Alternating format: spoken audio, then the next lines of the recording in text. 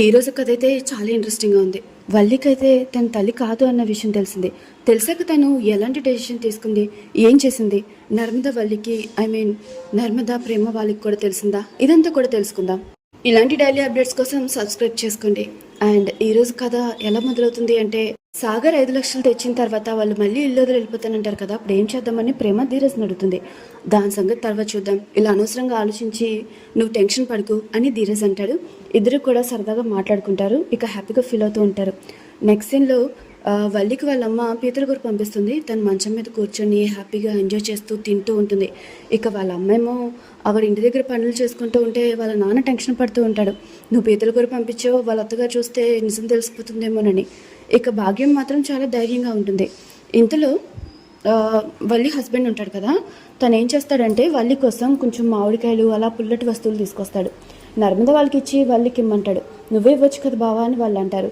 లేదు, నేను ఇవ్వలేను, భర్తగా బాధ్యతతో తీసుకొచ్చానంతే, ఇది మీరే ఇవ్వండి అని చెప్పి తను అక్కడి నుంచి వెళ్ళిపోతాడు. సరే అని చెప్పి ఇక నర్మద వాళ్ళు వల్లికి ఇస్తామంటే ఇక వల్లి ఏమో పీతల కూర తినడం చూసి వాళ్ళకి చాలా కోపం వచ్చి వెంటనే కూడా వాళ్ళ అత్తగారిని పిలిచి ఇదంతా కూడా చూపిస్తారు. తనేమో చాలా కోపపడుతుంది. ఇంకొకసారి మీ అమ్మ నీకు ఏమన్నా పంపించిందంటే నాకు తెలియకుండా తిన్నావంటే చెంపలు వాయిస్తాను అని చెప్పి వేదవతి అంటుంది. ఇక వల్లి ఏమో చాలా బాధపడుతూ ఉంటుంది. ఇంతలో తనకి మామిడికాయలు ఇస్తారు. ఇవేంటి ఇంత పుల్లగా ఉన్నాయి, నేను తిన్ను అని చాలా ఇరిటేట్ అవుతూ ఉంటుంది. ఇక నర్మదాకైతే చాలా డౌట్ వస్తుంది. వాళ్ళ అత్తగారిని బయటకు తీసుకెళ్ళి అసలు తను ప్రెగ్నెంట్ లేడీ ఉన్నట్టు తను లేదు, నాకెందుకు డౌట్గా ఉంది, నాటకాలు ఆడుతున్నారేమో వాళ్ళు, అంతే కదా అని వల్లి ప్రేమ మాట్లాడుతుంటారు. ఇక నర్మదా ప్రేమ మాట్లాడుతూ ఉంటే ఇక వల్లి బయటకు వస్తుంది. ఇవన్నీ విని తనకి కోపం వస్తుంది. వెంటనే వాళ్ళ దగ్గరికి వెళ్ళి ఇప్పుడే టెస్ట్ చేయించుకుంటాను, మీకు నిజం నిరూపిస్తాను, మీరు నా మీద జెల్సీగా ఫీల్ అవుతున్నారు, అందుకని చెప్పే ఇలా మాట్లాడుతున్నారు అని చెప్పేసి వల్లి అంటుంది. ఇక వెంటనే కూడా హాస్పిటల్కి తీసుకెళ్ళిన తర్వాత ఫస్ట్ తను ప్రెగ్నెంట్ అని ఒక డాక్టర్ చెప్తుంది కదా, ఆ డాక్టర్ దగ్గరికి తీసుకెళ్తుంది. సో టెస్ట్ చేయండి, వీళ్ళు నా మీద డౌట్ పడుతున్నారు అని చెప్తే సరే మీరు బయట ఉండండి అని ఆ డాక్టర్ అంటుంది. ఇక మీరు త్వరగా నన్ను టెస్ట్ చేసి రిపోర్ట్ ఇస్తే వాళ్ళ ముఖం మీద కొడతానని వల్లి అంటుంది. ఇక డాక్టర్ లేచి వల్లి చెంప మీద అయితే చాలా గట్టిగా కొడుతుంది. అదేంటి నన్ను కొట్టారు అని వల్లి అంటుంది.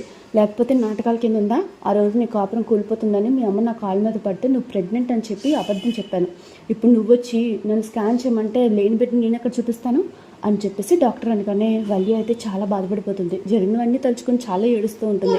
మా అమ్మ అబద్ధాలు మోసాల వల్ల నా జీవితం నాశనం అయిపోలా ఉంది, ఇప్పటికీ ఈ విషయం నేను తట్టుకోలేకపోతున్నాను, ఒకవేళ దీనివల్ల నా కాపురం కూలిపోతే చచ్చిపోవడం తప్ప నాకు మరొక దారి లేదని చెప్పి వల్లి అంటుంది. ఇక వల్లి చాలా ఏడుస్తూ ఏదో ఒకటి చేయండి డాక్టర్ అని ఏడుస్తూ ఉంటుంది. ఇక డాక్టర్ ఆలోచిస్తూ అలా వెళ్తూ ఉంటుంది. అక్కడితో అయితే ఈ కథ ఈ రోజుకి అయిపోతుంది. నాకు తెలిసి తను ఒక నకిలీ డాక్యుమెంట్స్ ఇస్తుంది, డాక్యుమెంట్స్ కాదు, నకిలీ రిపోర్ట్స్ ఇస్తుంది అనుకుంటా, ప్రేమ నర్మదా వాళ్ళకి చూపించడానికి. సో ప్రస్తుతానికి ఆ రిపోర్ట్స్ చూపించి ప్రస్తుతానికి అయితే వల్లి ఎస్కేప్ అవుతుంది అనుకుంటున్నాను. సో మీరేమనుకుంటున్నారు అది నాకు కామెంట్ చేసి చెప్పండి. ఇలాంటి డైలీ అప్డేట్స్ కోసం తప్పకుండా నా ఛానల్ని సబ్స్క్రైబ్ చేసుకోండి. Thanks for watching.